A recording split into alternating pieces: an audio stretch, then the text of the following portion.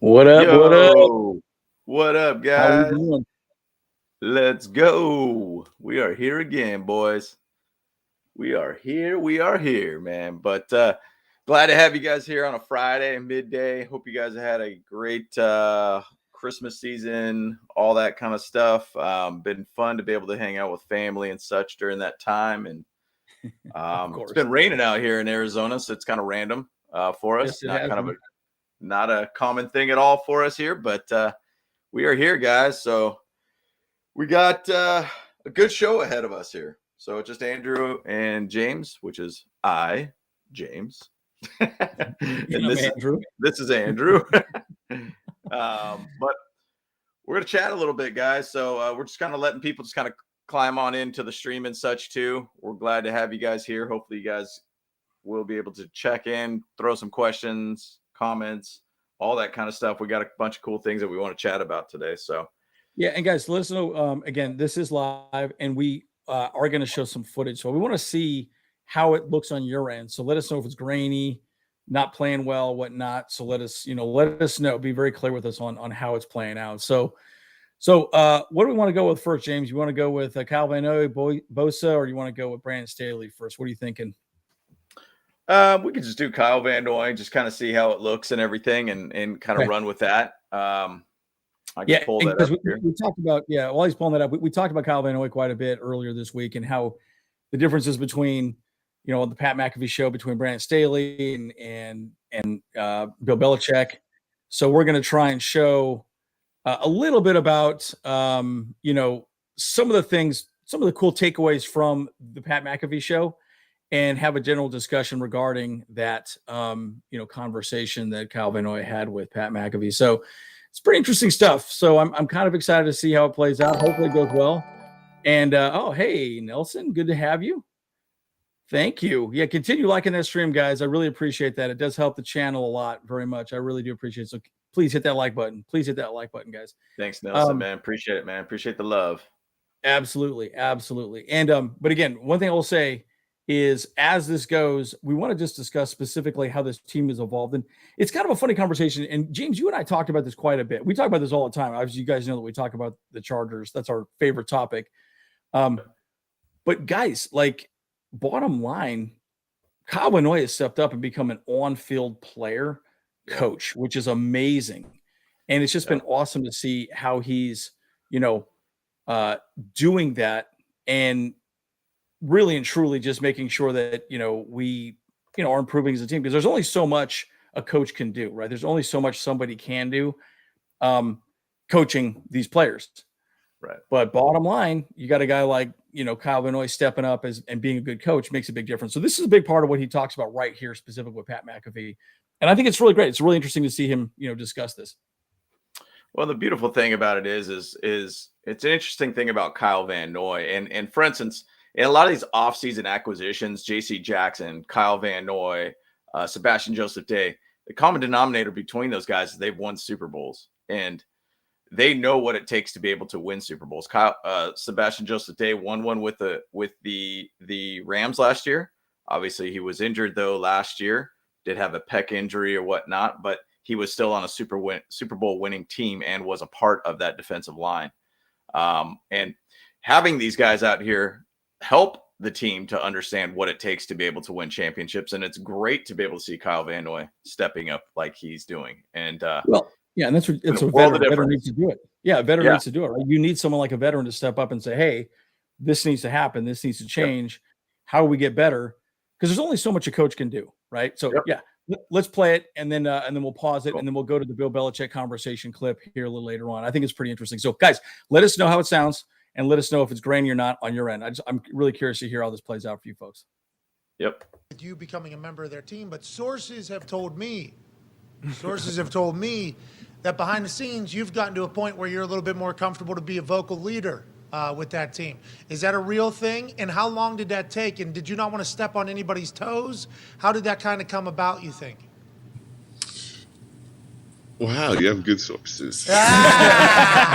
Journalism. Hey, that's journalism. Hell yeah. It is. We just did journalism. Woo! Yeah. We did the journalism. League circles. You guys did a good job. Boom. Boots on the ground, too. Yeah. My sources face-to-face told me. No, that's real, though. I heard that. I expected it, I think. But them pointing it out as like being a real benefit for our team is that Kyle has kind of gotten comfortable enough to be a vocal leader. That's real. When did that happen? And why do you think that took place? Yeah, I think it was something that I was battling because, as an older player, when you're not performing well to your standard, like I wasn't performing how I wanted to perform, playing with a couple injuries here and there, and you want to pick your spots of when you want to say something. Then finally, like I was healthy enough, and it was after I want to say we were 6-6, whatever time that was, and I felt like that was a great opportunity to finally get the guys together and really just talk ball with them. No coaches, no outside anything, just have everybody come together and just be a unit. And I feel like as a group, K-Mac, DJ, they've done a great job. And then I just felt like I want to put my stamp on it as far as doing what I do best, and that's building relationships with folks, getting people to buy into everything that we're doing, get on the same page, and win games. Like I told you this a long time ago. Anywhere I go, I win, and that's how I roll. Like I don't care if it hurts your feelings. Like I win. I want to win. Yep. Yeah, and so that's it. Again, I mean, look, at the end of the day, right? That turned the defense around, right? What's the statistic that you showed, James? We're like number 1 ranked defense in the league these past 3 games in a row, just absolutely smashing folks. Yep. And it's because of things like this, right? This is what completely changed our season completely. Yep. And guys, how did that look for you guys? Was that a little grainy? It was a little choppy on my end, but I'm just sort of curious. Again, we're trying a new format. We want to make sure it works for you guys. But again, what are your thoughts, right? I mean, I sit back and keep asking myself this question, right? I mean, how much time do these coaches really have to coach up these players? And the answer is they don't have that much time. They have some time, but they don't have that much time. So, dude, and it's huge. It's huge.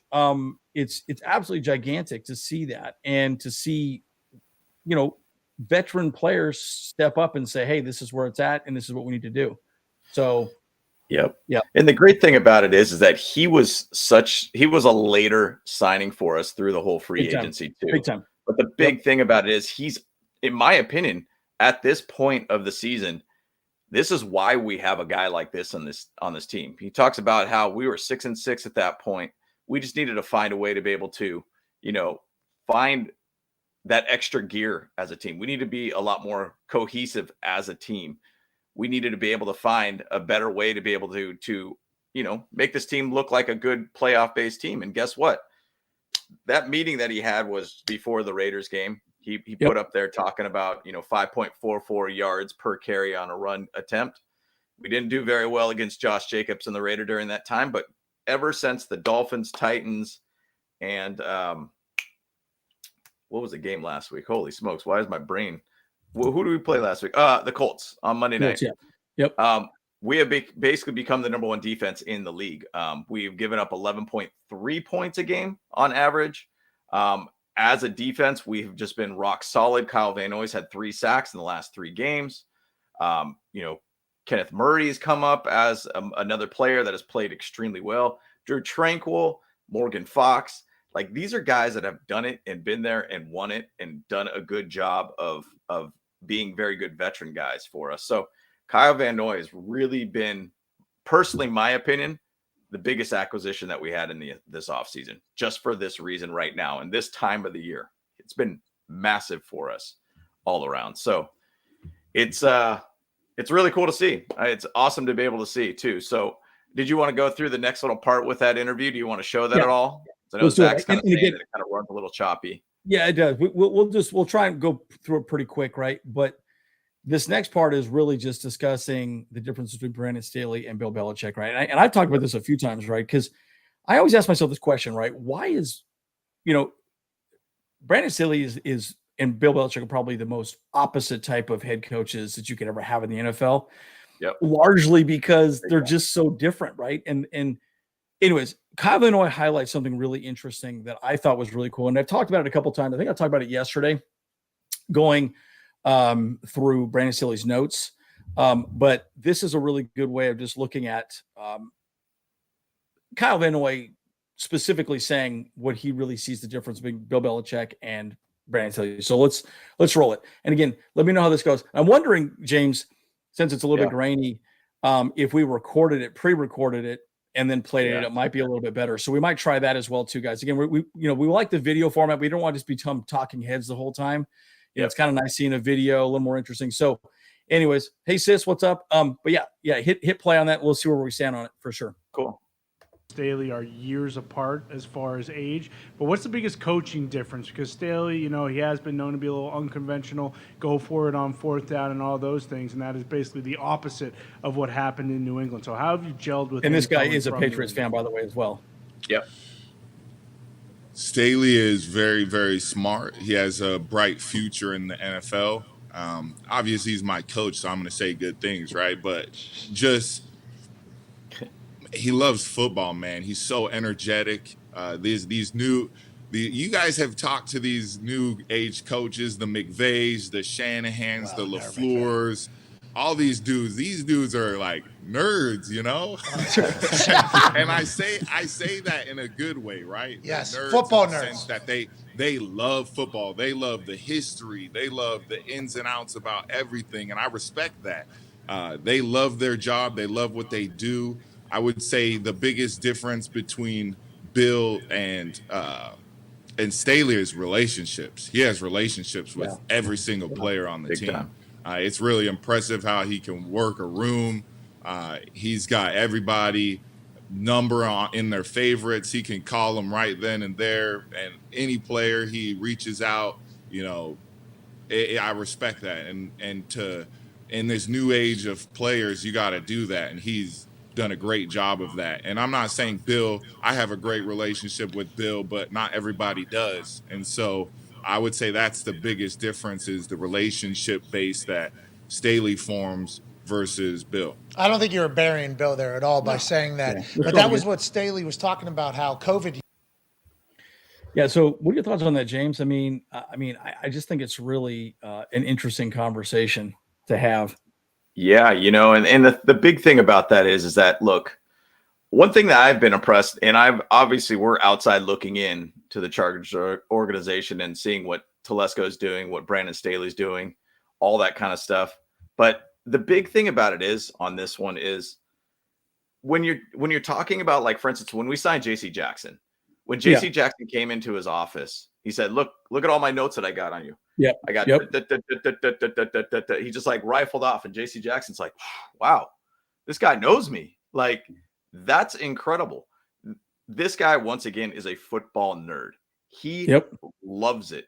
You know, and actually going on to before the season started, I was at a concert here in Arizona, and I was wearing my Herbert jersey, which I'm wearing right now. Ironically, this guy came up to me and he was like, hey man, I used to play for Brandon Staley at one of the schools that he basically was at and everything like that. And he was just like, dude, that guy was special back then. We knew he had a brain to be an NFL head coach. We knew that this guy was going to be something special. We knew this guy was going to get to the next level and do great things. And bottom line, when you hear at a low level, I think it was John Carroll where he was at, and you hear from a guy who played with him, he said, hey man, he's a different level type head coach. And it's awesome to see that it's translated to the NFL, and Kyle Van Noy recognized that too. So, and he's seen it and he's seeing it firsthand. So bottom line, guys, it's really cool to be able to have a head coach like that and to be able to compare, Kyle Van Noy, or excuse me, compare Staley to Belichick. Now, once again, Belichick's one of the greatest of all time, by the way. For sure.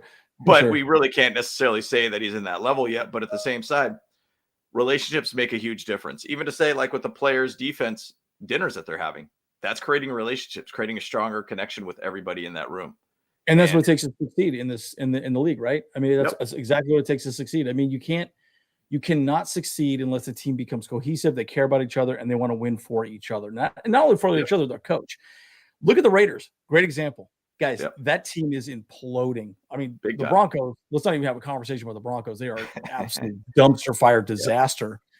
But I keep thinking about that, and I say to myself, okay, it's awesome because again, I've been hypercritical of Brandon Staley, right? And I think rightfully so, right? He struggled defensively. We're still struggling, but we're getting hot when we need to. That's all that really matters.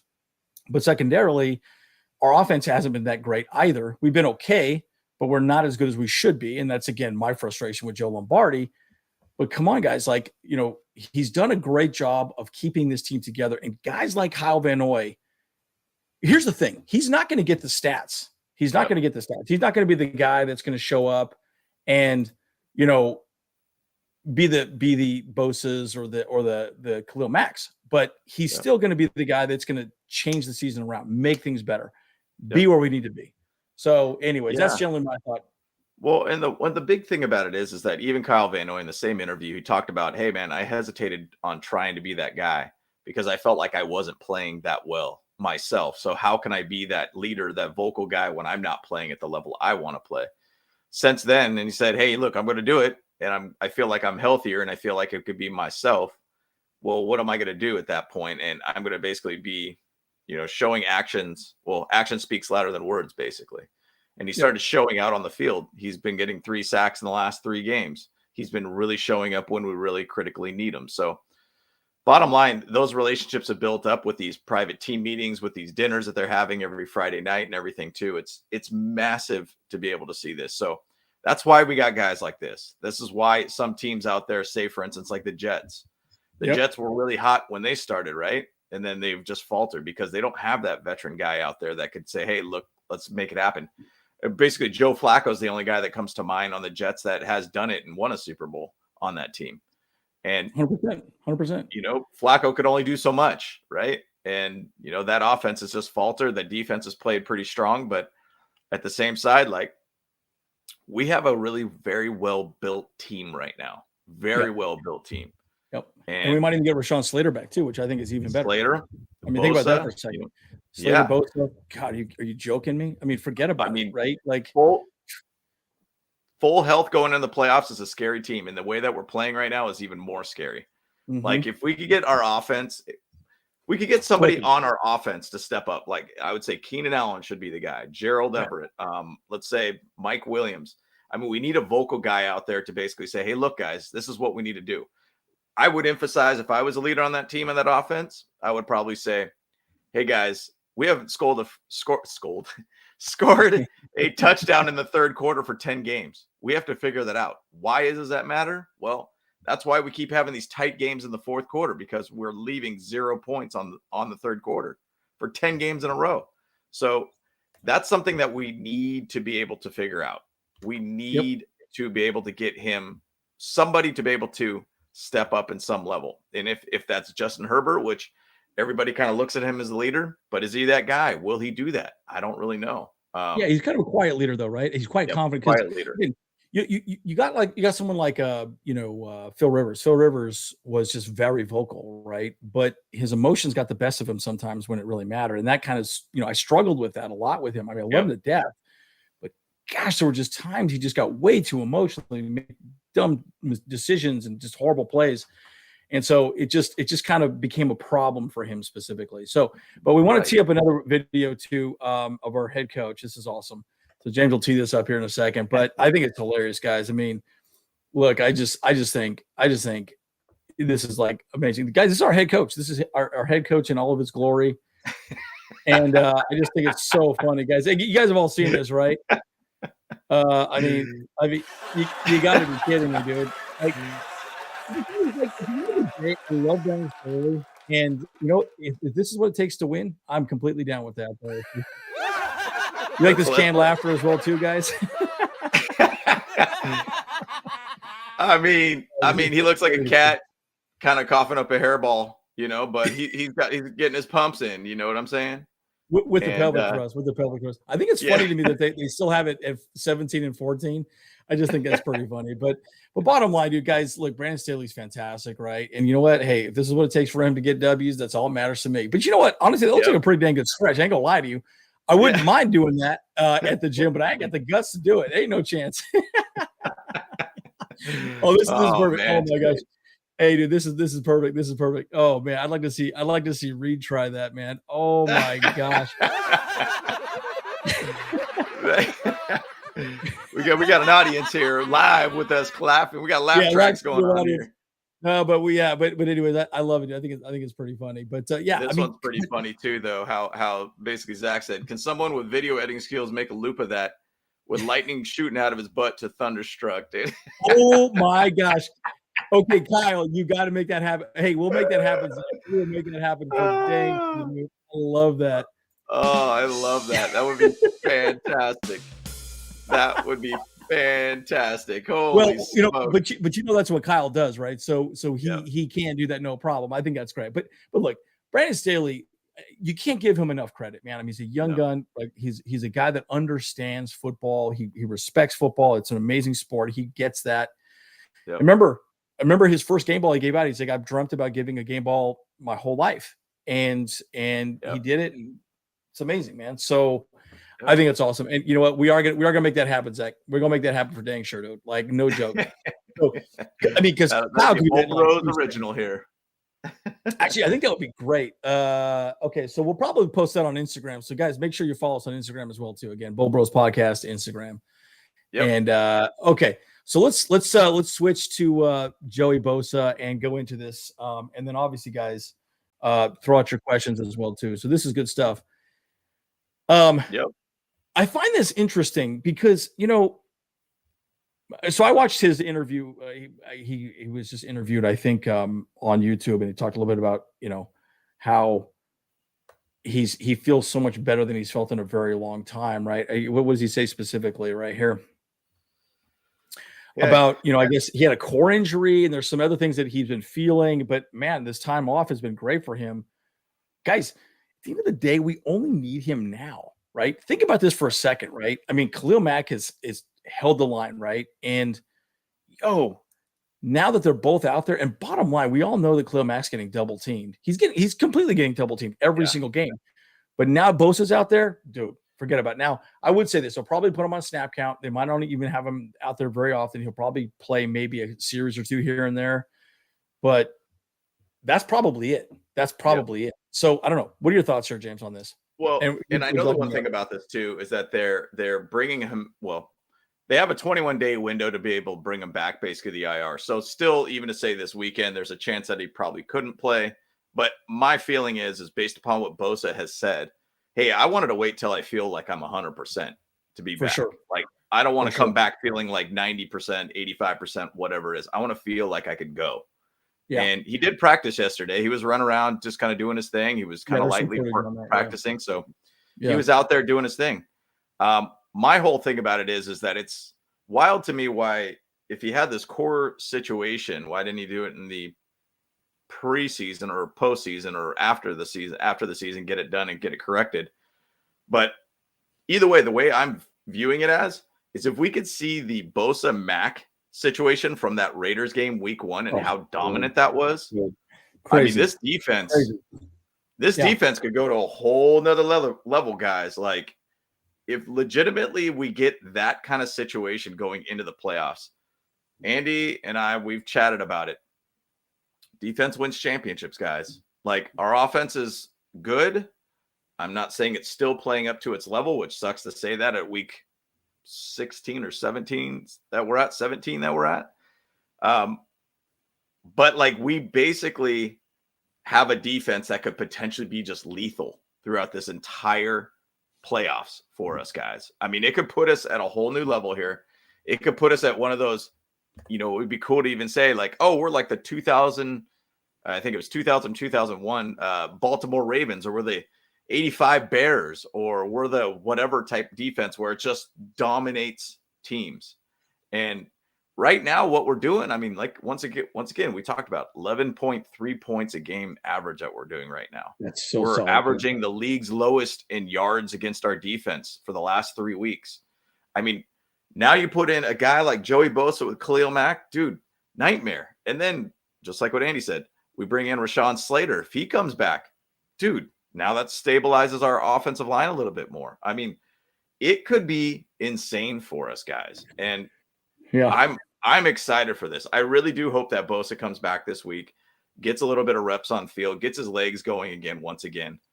And really, we could see where we're sitting at. I mean, once again, we're playing against the Rams. We really only have to play at this point seeding positions. We're in the playoffs regardless. I mean, worst that we could get is 7th seed. Highly doubt that's going to be 6th seed. I feel is pretty much a lock for us this week.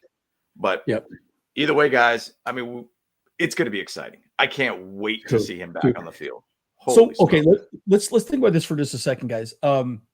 So the one game that I keep going back to is the game when the last season, when the Rams played the Cardinals in the playoffs. And I remember watching them. The Rams did nothing. Guys, they didn't have to do anything.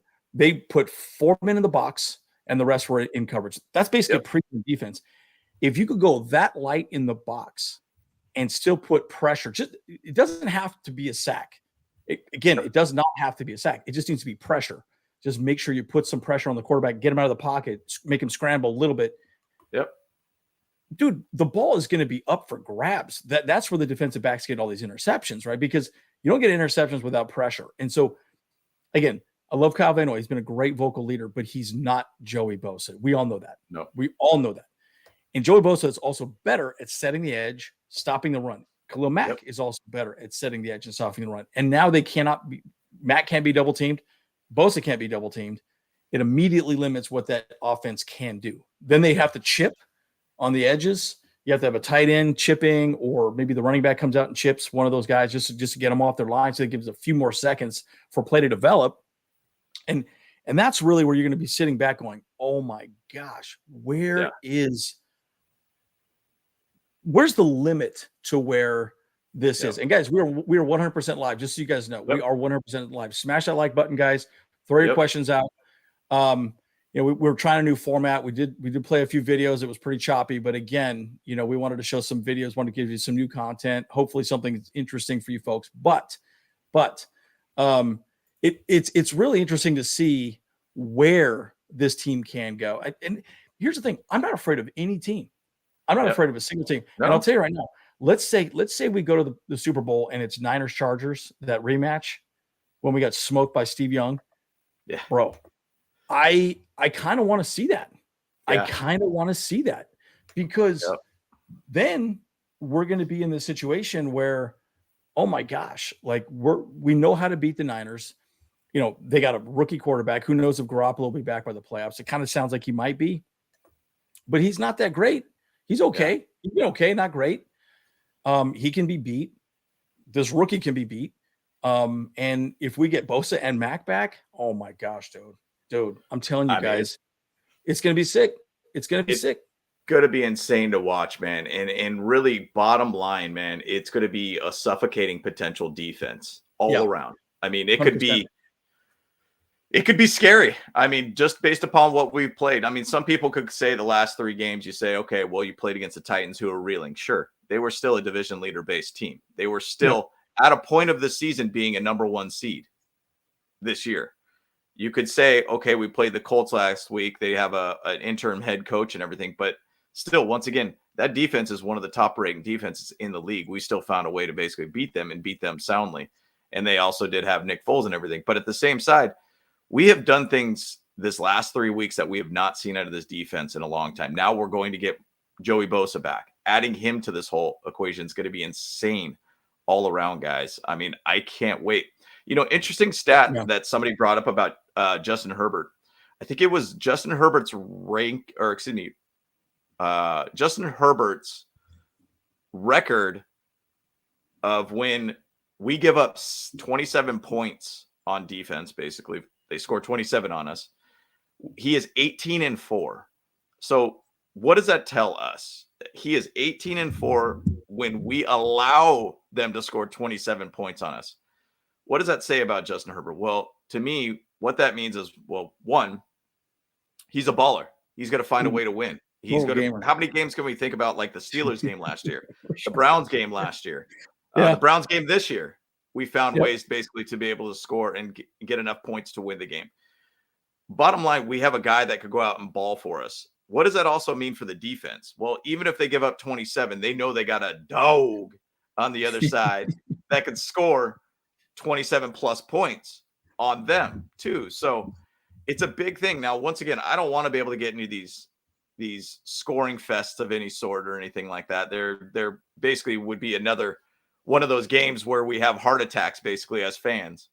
But bottom line, we got a defense that could back up our offense if necessary. We have the ability to go up against some of the best, which we've gone against the Chiefs twice, only lost by a total of 6 total points between both games. Same thing for the Niners. We had them running through that game. I remember Brandon Staley specifically saying that was the best called game that he's ever done defensively. Yeah. And it was probably one of the best called games I've seen in a while, up till what we're seeing now. Yeah. So guys, we have something really, really good right now. Jesse, what up, dude? Repping 707, son. What's up, buddy? Love it. And Alfred, I gotta say this to this score right here. Hell yeah. That's awesome. But you're exactly right. But okay, I want to talk about Herbert just for a second as we go into this, right? Like, dude, think about the Tennessee game. Brandon Staley did a great job of doing those timeouts. He had 43 seconds left. Yeah. Rolled the ball down, kicked a field goal, won the game. 43 seconds, man. And that's Mahomes. That's every major quarterback that wins. Now, the one thing I will say, I remember my notes that Brandon Staley specifically said, he said all quarterbacks are judged based on how well they do during the playoffs. We all know that. Yep. That's part of it. That's just part of it, guys. And so it'll be very interesting to see, how that plays out, moving forward. But Aether has a really good question here. I want to highlight Aether's question. Let me make sure I pull it up here. I know there's oh boy, here we go. He was listening to Guilty as Charged. Those guys are really good dudes, man, as well. So I mean, by the way, guys, I have to say this. I really like the whole Charger podcaster, groups of different podcasters. They're all really good people. Everyone's nice. We've met most of them. But everyone is really just there to support each other as well too. It's a lot of cool, content that people are putting out there. We always want to give you new content as well too. Try new formats and see if it's a hit or miss. Let us know. But so let's just see Aether's question. So I was listening to Guilty as Charged show, and they said the Chargers need to score over 30 to beat Buffalo, Chiefs, Bengals. Well, my thought is playing defense, not going to score 27. I agree. Look, I don't care. You put enough pressure in any one of those guys' face, they're not going to work. It's not going to happen. You don't need to score 30 points, right? Especially the way our defense is playing right now. We are playing absolutely lights out. If we're playing the way we've been playing now, I promise you, we don't need to score 30 points. Now, I would say the only team that I am a little bit nervous about would be the Niners because they're so good at running the ball, right? So we're going to probably stack the box a little more, but those teams that throw, the Bills, the Chiefs, the Bengals, I think we're number one in pass defended passes in the league. We're the number one team. And we're playing this hybrid man zone that is just working out really well. So it's kind of like, yeah, they're not going to score 30 on us. At least they shouldn't. They shouldn't theoretically. So, right. Yeah. I mean, I don't know. What are your thoughts on Ather's question? And if we go back to the stat of Justin Herbert, where he's 18-4, when we basically allow them to have 27 points on us, 100%. Yeah, you could technically say that too. That basically, yes, we need to score 30 to be able to make it happen. Now, once again, I do think that we can play those teams a lot tougher this time around, especially with the Bengals. Yep. We have beat the Bengals before last season, and we scored 40-something plus points on them last year. It was basically a rout until for some reason we took our foot off the gas and let them back in the game. But basically we ended up beating them 40-plus points by a 20-something point margin. I mean, it's going to be tough. The thing is, though, the Bengals did lose their left tackle. Yeah, they did. Yep. So that's a big loss. Collins is out. And Bills, I want to say that there was some injuries that happened too on their offensive side. And I do feel like Allen is kind of floundering in a weird way. And maybe I'm kind of weird to say that right now, but there are some things that he has an elbow injury. Elbow injury. There you go. Yeah, that's right. And so it's probably like tennis elbow or something. They're not really talking a whole lot about it, but he has an elbow injury. So I think he's lost a little bit of accuracy. Yep. 100%. So he's been off a little bit on that too. They've had some defensive injuries and everything too. Obviously with Von Miller being out too, that's a big miss for them. Once again, a veteran guy that has won the Super Bowl for them. That's a guy that they need to have on field, which unfortunately they're not going to have on the field. So there's things out there. And I heard some weird rumor that Mahomes had some sort of hamstring situation or something like that. And maybe I was really off on that, but I think I heard something about that. But I'm not really scared by a lot of these teams, in my opinion. The way that we're playing right now is very, very much championship-based football. I'll go back to before the season. One thing Brandon Staley talked a lot about, he said, hey, look, we need to find a way to be able to get a championship-based football. Guys that are at championship mindsets, championship guys that have done it, guys that could basically match up to Justin Herbert. And Justin Herbert, to me, is a championship-level quarterback.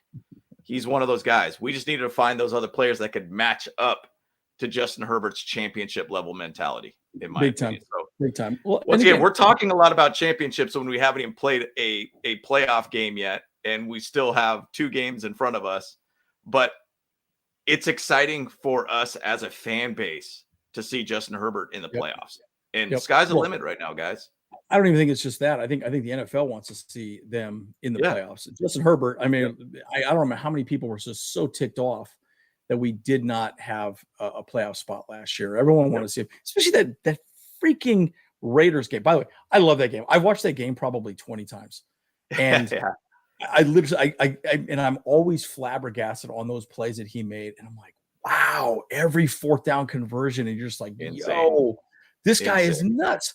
I mean, to me, that was probably the best game I've ever seen. But yes, Chiefs, Jags, love to see it. I do think we'll probably play the Jags in the playoffs if we get the 5th spot. I don't think, but again, they're a solid team. The Jags are good. They're playing very good football right now, and we get some revenge from them, and we get some revenge from the Chiefs. We should have beat the Chiefs twice. Okay, we had them and we let them off the hook, right? And so. And so you guys know that video, right? Yeah, classic. But anyways, I mean, I just think bottom line, it's one of those situations, and I think the defense is playing such good team defense right now that I don't think it's going to be a problem for us to stack up against any team moving forward, right? So, I think this is awesome. So Jesse's got a good question here. I'm gonna throw this one here. Hey Jesse, good to see you here. And by the way, guys, thank you so much. And seriously, smash that like. Again, we are 100% live, trying a new format here. Hopefully it's working out well for you guys. Let us know what you guys think, what you like, what you don't like. Let us know. Again, there's different ways we can manage this, but I think we want to try this format for a little while. Yep. Okay. So James, why don't you answer this question for Jesse?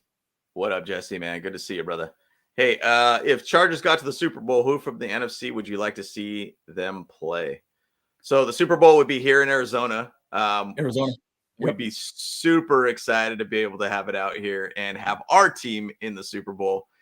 We talked a lot with the Bolt Pride 602 guys out here, and they're like, man, it's going to be another wild week for us, basically, to be able to have them out here if they Chargers do get here. So it'd be exciting all around. So my opinion, I mean, we chatted about it earlier. I would love to see the Niners in the Super Bowl. I would love to be able to see that rematch again. And a lot of Chargers fans have talked a lot about that too. They would love to be able to see the Niners again this year. Now, is there going to be a matchup issue with that? Yeah, possibly. I mean, with the whole thing with the run game with Christian McCaffrey and everything too, he's an absolute stud. You guys have a great running game. It's kind of funny because it's exciting to watch. It's exciting to watch them run the ball around, which is kind of weird. For most people, they say, oh, running-based teams are boring. But for some reason or another, man, they're kind of fun to watch, like running the ball. They are very, very fun to watch. And once again, we grew up in the Bay Area, so we know about the Niners. I don't have any disdain towards them by any means, but at the same side, obviously, if they came out here to play the Super Bowl against the Chargers, obviously I'm a Chargers fan at that point, and I would love to be able to see the Chargers play against the Niners. So what's your thoughts, Andy? No, I agree. I think the Niners would be amazing. I mean, I'd love some payback because I was so excited when we made it to the Super Bowl, and then we just got absolutely demolished by Steve Young, which is a bit bittersweet because I do like Steve Young as well too, right? You know, my BYU background and all the above. I was actually born in Provo, Utah, and so it's one of those situations where it's like, man, so I would love to see that. I got a couple of buddies that are Niners fans, a couple of friends of mine out here are Niners fans, so it would be fun to do a little razzing. I think we're a better team. I really do. Agreed. Well, and the one thing too, even the Niners too, when we played them earlier this year, Christian McCaffrey only had 38 yards on us. Yeah, total, big time. On the ground. It was Elijah Mitchell that basically burned us. More than anything. Elijah Mitchell killed us, man. I mean, he was so good. He was so good. Yeah. Yep.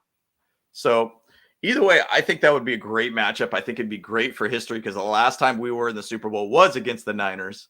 So it'd be nice to be able to kind of come back full circle once again and play them. So it'd be great. One thing I was going to say too, cool thing that's interesting is right now, if the playoffs started today, 4 of the quarterbacks from the 2020 draft would be in the playoffs. It's just dependent on what happens with the Dolphins. So we'll see who we're there. Yeah, they are who we thought they were. You let them off the hook. I love this can actor. It's like a little reaction button out here. It's pretty hilarious. But here's the thing, dude. I love this as well too. There's so many people that talk about, Burrow's better than Herbert. I'm like, you are freaking high. There is no chance that anyone's better than Herbert. I still think, to this day, Herbert is the best quarterback in the NFL right now. He's playing at that high level. Now, we are very biased at this point, for sure. But he makes throws that should not be made. Nope. He makes throws that should not be made. And Burrow doesn't do that. Burrow makes the throws he should make. Yep. But he does not make the throws that he shouldn't make.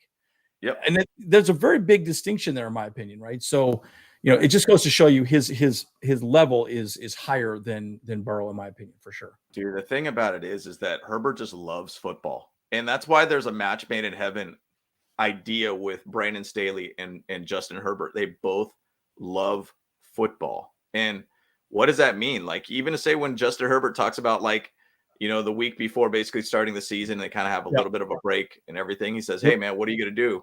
Well, I'm just going to play football and throw football around and watch film, and that's all I'm going to do. Like, he just cares about playing football every single week. 100%. That's all he wants to do. And he's just got a great mind all around. I mean, if you go back to some of the passes that he did, like, say, last game against the Colts, that sidearm throw to Mike Williams, like, that was a perfectly thrown laser to basically Mike Williams. And you're just like, dude, you shouldn't be making those type of throws. Like, you should not be making those throws. Think about last year with Jalen Guyton, 65-yard bomb against the Giants. So I remember, who was I watching? They were talking about that specifically. And they said, okay, so a defender, a safety, does not need to be 65 yards down the field, right? No. There's no chance that a quarterback's going to throw the ball that far down the field. So they weren't even trying to cover him at that point. They're like, oh my gosh, he actually threw the ball. And it actually connected. But that is a 99.99999% chance that's not going to be a completed pass, right? Yep. No quarterback in the league can make that play happen. By the way, this is something we were talking about. There is a number we can get. I can't remember what Kyle, you called in once when Kyle was doing his Madden live.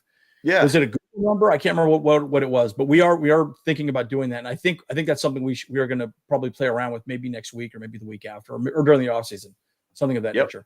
Yeah, it'd be really cool. So we do have something like that, Anton.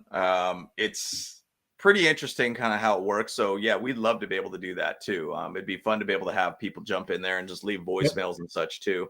And then we could kind of go over it and talk about it on the show. I mean, I'd love to do that. You guys can also email us too on boltbrospodcast@gmail.com with any questions and everything too.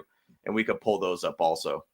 Yeah, that's actually a really good point. I think it wouldn't be a bad idea to leave the line open and then have a recorded, voicemail. And then we could just respond to those voicemails. So yes, that's something we're playing around with. Again, the format is a little bit wonky, and again, live is very difficult, right? Because we are live and things can happen, connections can get horrible. And, we want to make sure it's good content. Right. So Scott, good question here. So Rashawn Slater, the word is that probably playoff time, he will be back. Again, the word is probably, but again, even like Joey Bosa, right? Brandon said he's been extremely quiet about it, has not talked a whole lot about it, but I understand he's in the building. He's coming back and there's some discussions about him potentially playing most likely either the last game of the season or the playoffs. So, we'll see how that goes. Yep. That man, just throwing him in there in the playoffs. If he's ready to play 100%, man, awesome. Dude, you get a guy who's a Pro Bowl, all-pro based left tackle, one of the best in the league. Get him back. I mean, that's going to change the running game, guys. That's going to change how this team operates on offense. So, man, watch out. Watch out. Dude, yeah, and then you got to ask yourself this question. Would you move Jamari to the right tackle position or would you just leave Pipkins there? I would think you would just leave Pipkins there. I think Pipkins and Zion are doing fairly well. I think they're fine. So I would just leave him there. But, then you got to ask your question about Jamari. But Jamari will probably move because we'll probably let Matt Filer go. But then you probably can just move Jamari to guard and then go from there. So anyways, that's another conversation. But is Bosa going to play against the Rams? I think it's 50-50. He has been out there. But if he does play, he will be on a snap count. I do not believe he'll be playing no. They're going to bring him back very gingerly. I promise you, Brandon says he's going to say like, hey, man, be careful, be cautious. And if you watch his interview on YouTube, he specifically talked about how he wanted to take a lot of time to come back and make sure he was going to feel 100% confident, right? So, I think that's a big thing. Yep, 100%, Corey. I could not agree with you more. Okay, so Aether's got a question here as far as injuries are concerned. Why don't you answer this question? I can respond as well too. I already read it once, but what's your thought? So let's say the player misses 2 games and the Chargers have a bye and then 3. That's 3 weeks, but come game day, he is questionable. How is that possible? Please explain. So, I mean, it really depends on basically kind of what happens with whatever the injury has. So, I mean, the thing is, though, that's technically so if you put a player on IR is a 4-week basically out for that player. 100%. So technically what they're doing is they're trying to, if we had a bye week, technically it's giving them 4 weeks to basically get healed, if you want to say, because, you have that extra time and everything too. But the same side, it's really based upon the injury. I mean, if you have a high ankle sprain, that takes a while. I mean, you can see with Mike Williams, it took a while for him to be able to get healthy off of that. High ankle sprains are not easy by any means. No. It's like your whole basically side of your ankle up to your calf is like completely bruised up and you're just completely sore at that point. So, player misses 2 games. Chargers have a bye. That's 3 weeks, but game day, it is still basically questionable. It just really depends on the injury all around. Bottom line. I mean, I agree. That's all it is. 100%. Yeah. And again, the one thing I've learned about this coaching staff as well, too, they are very cautious about bringing people back, right? Like the whole Joey Bosa thing is a great example. I mean, Brandon Staley won't even answer the question about him coming back for the most part. He'll be back when he's back. Leave it at that. And why think anything different about that, right? At the end of the day, we don't need him right now, right? You don't need the guy right now. Like you want him when it matters, and when it matters is in the playoffs at this point, right? So I think that's interesting. So yeah, I'd love to see that too. By the way, say out. I just can't say enough about that guy. In fact, I think he really made me love the Chargers even more.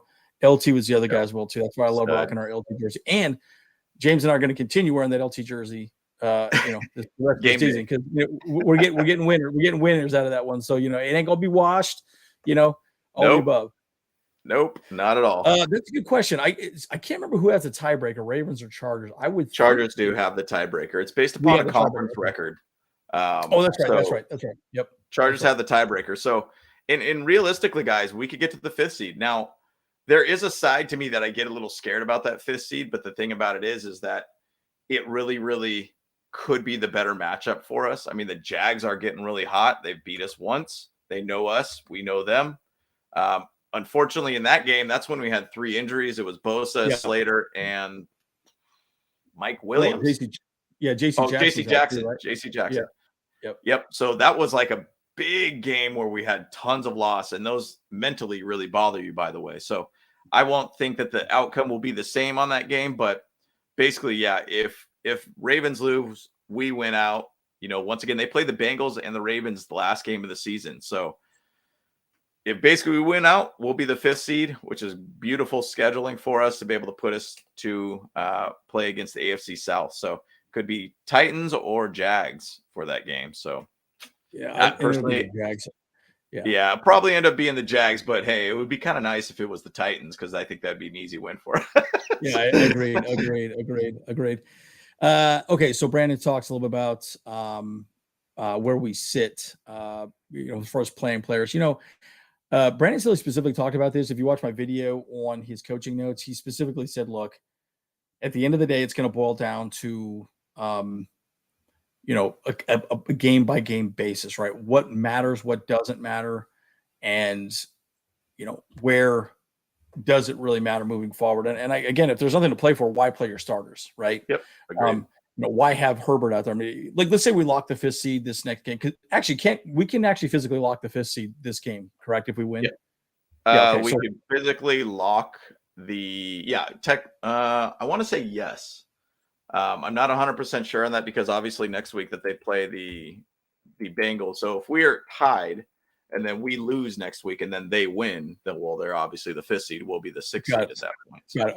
Okay, got it. So again, that's where I think it really matters, bottom line, right? And so to me, again, you want your guys healthy, right? You do not want to get Justin Herbert hurt. I mean, heaven forbid any of our wide receivers, Austin Ekeler, anybody like that, right? Anyone on the line, right? We want everybody to be 100% healthy going into the playoffs, right? And so I think it's a big thing. So, but again, Brandon Staley specifically said this can be a case-by-case basis. And again, that's how they game plan every time, right? And again, the Rams are no joke. I mean, you can say what you want to say about the Rams, but they're Super Bowl champs, guys. They're not like a high school team, right? No. You got Aaron Donald, who's a freaking disaster in the middle of the defensive line. I mean, that guy's just freaking nasty. Stud. But oh my goodness, man, like unbelievable, Yep. So anyways, I just think there's a lot to be said about that. Okay. Yep. Absolutely. So we have atheist questions here. Cool. Okay. Okay. I have great comments, my friends. Uncle been watching football a long time, and he said hits and pressure more important than sacks on quarterback, because if you continue to hit him, it will take a toll on the entire team.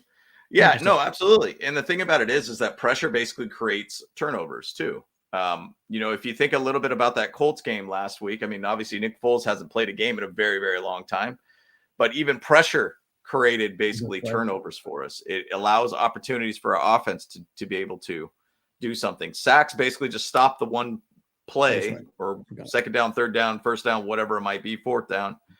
But it basically does not create turnovers every down. Well, obviously strip sacks can happen, but the thing about it is pressure helps a ton for us, guys. It helps a ton for any defense. And that's why some of these players that do get picked up are based upon, hey, how often do they get to the quarterback to create pressure?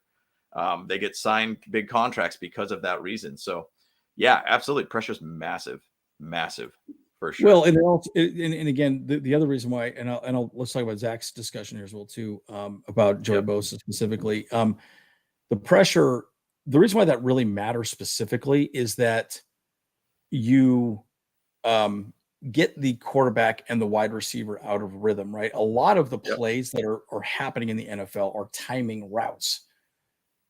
5-man, 5-yard out, 10-yard curl, whatever you want to call it. Those are all timing routes. They're not designed. They're designed to be in a position at the specific time. So if you pressure, then you got to move the guy out of the way and then avoid pressure and then throw the ball accurately.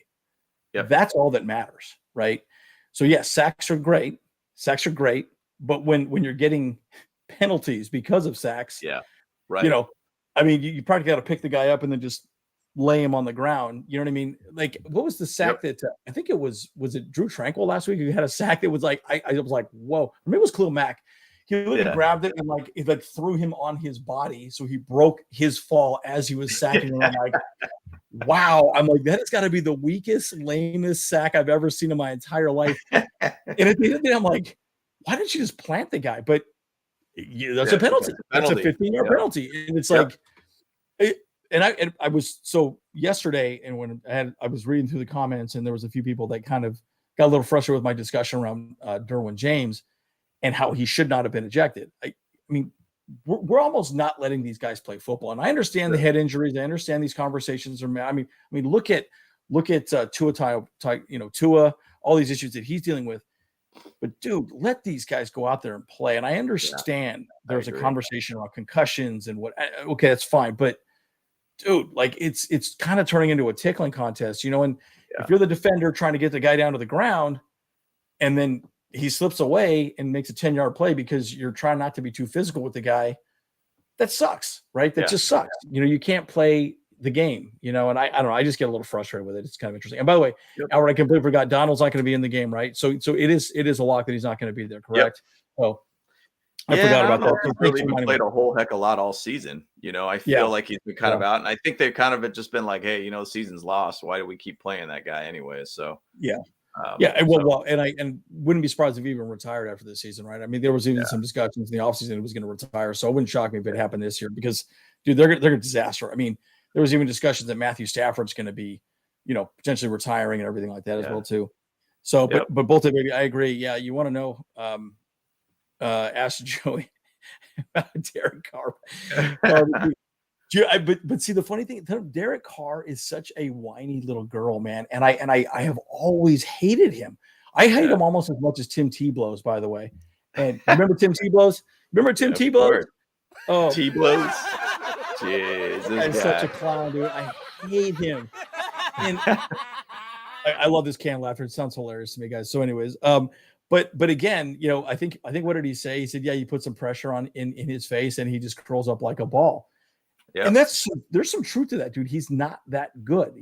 In fact, I would literally say he's probably maybe ranked like 18th or 19th, maybe 20th in the league at this point, right? I mean, I just think he's just not that good, dude. So it's going to be interesting to see what happens to him in the offseason, but it's pretty clear that he's not going to be with them next year. But then they also talked about Josh McDaniels not even being there next year too. So I don't know, who knows, but they're going to have a high pick. They're probably going to draft basically the quarterback at Ohio State is what I'm hearing. So yeah. I mean, well, I kind of also heard Texans might get him as well too. But again, Derek Carr. All right, so let's look at the Aether's prediction here. Bowl prediction for Sunday: Herbert will sit out the fourth quarter because the Chargers will be up 34-3. Look, I would love that, and I'll tell you why I would love that because, and I've said this all the time. And everyone always talks about, there's no fans for the Chargers. Look at the Rams Stadium. There's nobody there. There's nobody there. And why is that? LA is a fair weather fan base, period. Yeah. Everyone knows that. If the team's not winning, then nobody shows up. So, well, the thing too, that's such a big stadium too. It's a massive 75,000 people. 75,000. It's crazy. A big stadium. I mean, even when I was a season ticket holder down in San Diego, it was the same kind of thing too. I mean, it was very rare for a crowd to be 100% Chargers fans. Like, you got to think about these other teams that are like Kansas City or Chicago. Well, Chicago's got some good stuff. Let's say Green Bay. What do they have to do there? Like, that's all they got to do there. They don't have a whole heck of a lot of things to do there, So they're just sitting there waiting for a football game to play because they got nothing else to do in that city, you know? So Phone, what's up? what up, dude? Tommy T, ain't you supposed to be, scouting some players here for the draft? What's going on here, bro? Yeah, man, what's going on here, dude? Yeah, you should be watching the bowl games, dude. Oh my gosh. There was one question here that I thought was pretty good, and it was just discussing. Oh, Brandon's here we go. So, who'd y'all rather see round one? Chiefs, Bengals, Bills. Now, I will say this: if we get the 5th seed, we won't play any of those 3 teams because they won, but we'll probably play the Jags. Yeah. I think. Yep. Yeah. Probably that'll be the case, you know. I mean, just based upon momentum right now. But yeah, 5th seed would definitely be those, either Titans or Jags, and 2 different type of teams right now. By the way, guys, I mean, yeah, I mean it's bad. Derrick Henry was out last night for the Titans. Like, I mean, yeah, who did they have for quarterback? It wasn't even Malik Willis. Doss. No, Doss. Yeah. Doss. Yes, Doss. Yeah. Yeah, I was like, you're like they're falling apart, dude. Like, wow, what a mess. I mean, you go from you were the number 1 seed to basically now having Dobbs as basically your quarterback. Like, I mean, what a wild situation that's gone with them. But see, once again, guys, I remember when I was talking a lot about playoffs with the videos that I created, just to talk about the scenario of playoffs, and people were like, "Why are you guys even talking about playoffs? We're 6-6, blah blah blah." Dude, season could change real quickly, guys. Like, for the better or for worse, basically. So just keep it going, guys. And this is where we're at. We are in playoffs for sure. We'll see how it goes from here, guys. So 2 more games to play. Let's just stay healthy. Man, that would be sick. So if we win these, so we'll be 5-3. If we win the last 2 games of the season, I mean, dude, that'd be so sick. It would be good. It would be good because we want to be playing our best football at the end of the season too. Yep. And obviously just do really well. I mean, look, we don't want to lose ever, right? We want that victory brisket. We want Herbert to be working on that brisket, and making it happen, Yes, sir.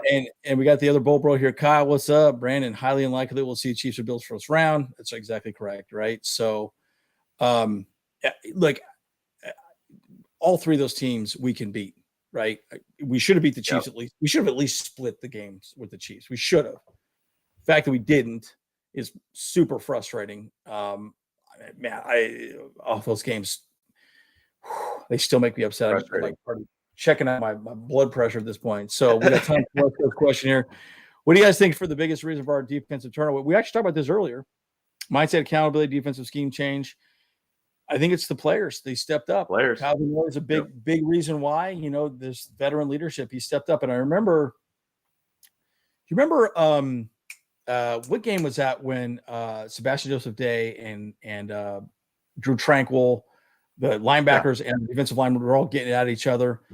Was that the Titans game or was that the game? That was the Titans game. I think it was the Titans game. Okay.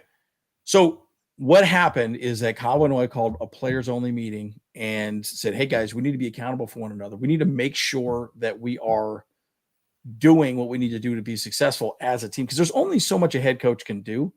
Yep. And I think that's been the 100% turnaround at this point, right? It's that the players said, "Hey, we're done losing. You need to start being better." And the other thing too is he's played better, right? Kyle Vinoy has played better, and he's gotten sacks. He's edge rushing much better. Sebastian Joseph Day, big time, looking good, and that's huge. So I think. Any other thoughts on that? That's why we got those players, guys. The guys that have done it, been there, done that, and won, and they know what it takes to be able to be a championship base team. So, look, I feel very good about where we're sitting at as our defense, and that's what's the shift that has come around. Kyle Van Noy, to me, was the most impactful signing for us in this offseason by a long shot, in my opinion. Not saying that Khalil Mack is not impactful. He's impactful in his own ways, and especially with the team dinners, apparently. And doing really well with that. But he is one of those kind of silent leaders for us that has done extremely well for us. But Kyle Van Noy, and having his experience winning 2 Super Bowls with the Patriots. Hey, like, once again, we played the video from the Pat McAfee show. Hey, everywhere I go, I win.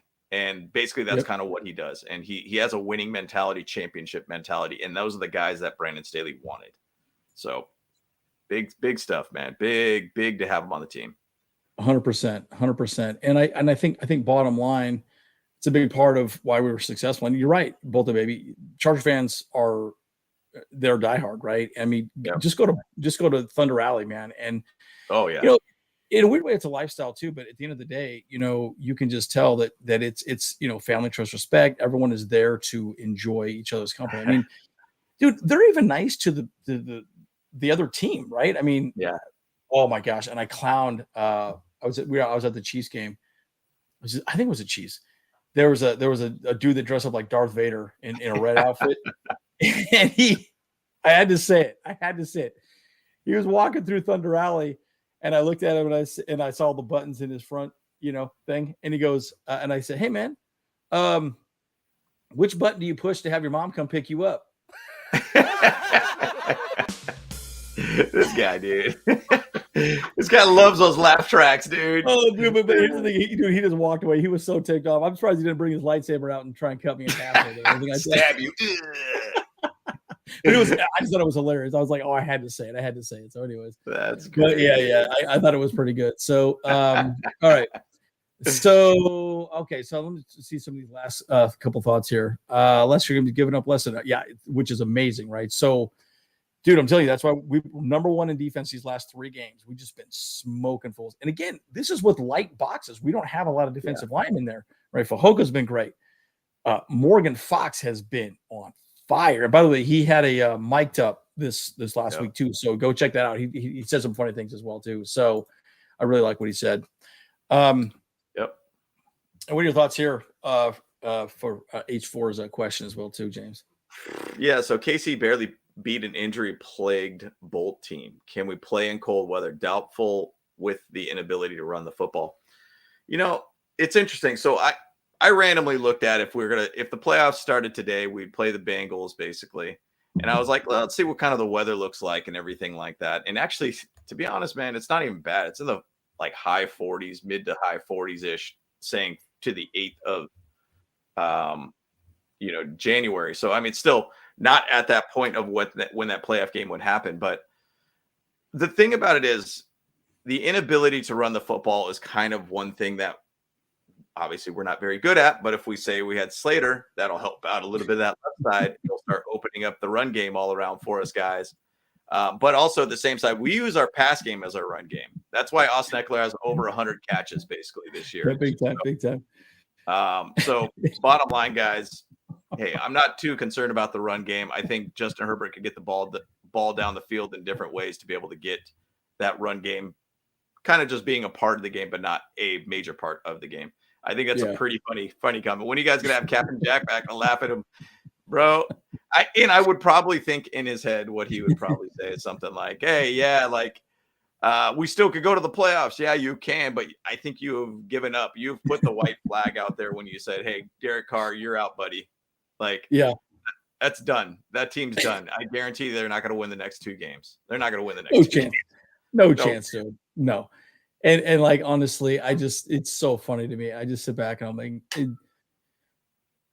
let me just say this. I think Raider fans are probably the most uneducated fan base that I've seen so far, right? And I'm not saying that because they're not intelligent people. I don't feel like they understand the game at all. Yeah. And they just they just want to troll. I mean, look at just the views we had on our episodes with the Raiders, right?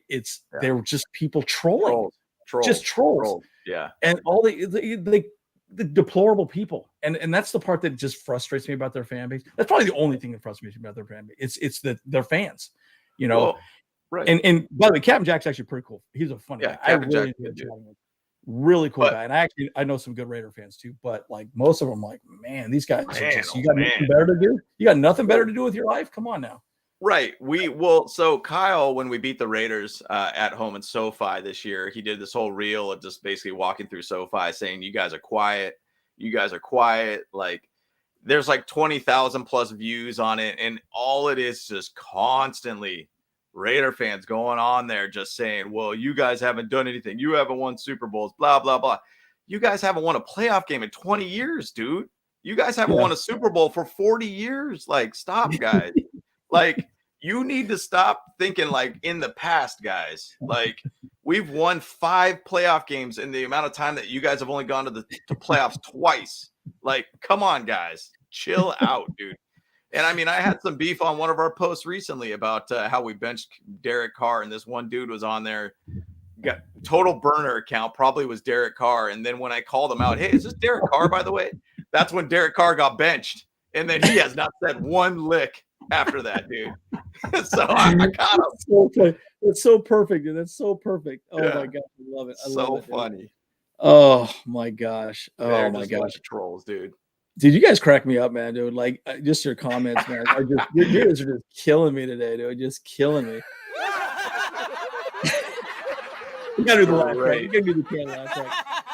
No, I love it, dude. But guys, like, I mean, bottom line, look, let's wrap up. I know we're getting a little long here, but look, man, like, I'll just say this, guys. We are in a great position, right? We got to take care of business. We got to win this week. You know, battle for LA. Look, they got nothing to lose, dude. This is them going out, having a good time, getting the wiggles out, it's respect at this point, right? Yep. You know, because they walk around saying this is our house, this is our house. I mean, I think I think that's their motto. This is our house. I think they specifically keep saying that, right? And we say our way. But look, we're here to show people that the Chargers are relevant, right? And you know, we are the better team, and everyone knows we're the better team this year for sure. Everyone knows. I mean, it's not a debate, but look, at the end of the day, we control our own destiny. We're in the catbird seat, which is awesome, and it's great to see where we're at moving forward. So I'm just excited, man. I think this will be a good game. I think the Chargers win by 14 is my thought. Yeah. I really think. I don't think there's going to be a problem of us winning. Yeah. I mean, I say that, but you know, we'll see. So yeah, I mean, who knows? Well, we're coming in with confidence for once. And that's the thing that I think we feel like we could really beat teams pretty soundly this time around. So Yeah. I do think that, yeah, Larry, no more score prediction from you, James, and me. Yeah, exactly. No doubt. We're not going to do that again, Larry. We're not going to predict that anymore. It's not, it hasn't worked out well for us. But bottom line, yeah, we'll do a whole pregame show about the Rams and everything too. And we'll just chat about them and everything. But big thing about this game is like, we just got to win. We got to keep things going, keep the ability to potentially get to the 5th seed. The big thing about getting the 5th seed for us is if, say, the 1, 2, 3, and 4 seed all go out, we will have a home game, potentially at AFC championship game. So that's big for us, guys. That's big for us. So bottom line, we just got to go out there and keep winning. And hopefully we can win against the Rams, and hopefully you could beat the Broncos.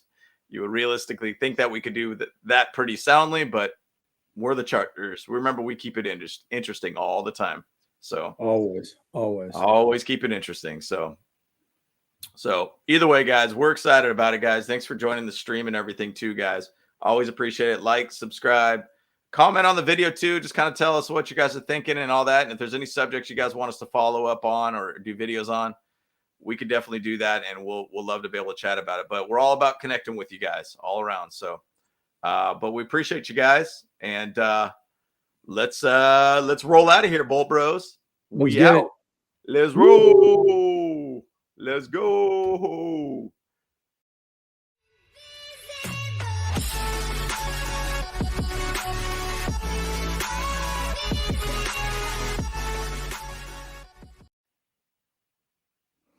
Hell yeah, dude. Yes, smash that like button. Boys, okay. Man, we still only got 2 likes. You know, I think it must not show that